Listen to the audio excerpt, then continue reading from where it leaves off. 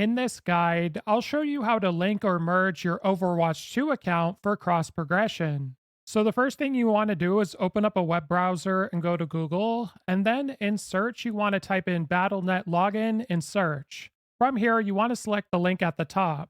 So, that'll bring you to this page where you want to sign into your Battle.net account that's associated with your Overwatch 2. So, you can use one of these third party plugins, or you can use your email at the bottom. And once you're signed in, it's going to bring you to this page. And what you want to do is have a look on the left sidebar and click on Connections. And this is where you're going to see all of the platforms that are linked to your Battle.net account or Overwatch account.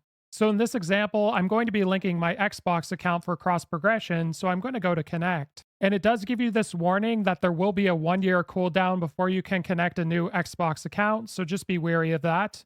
And then you want to go to Continue. Now, depending on which platform you selected, you'll have to sign into it, and once you've done that, you want to press Accept at the bottom. Then it's going to ask you to confirm the connection between your Battle.net or Overwatch account with this platform, and if you're okay with it, go to Confirm at the bottom. Then it'll say you're connected, and you can press Continue. And now if I scroll down on this page, you'll see we've connected this platform to the Battle.net account. Then it's simply just a matter of booting up Overwatch on that account you linked, and you should have all your progress here. If this guide was helpful, like and subscribe, and we'll see you in the next one.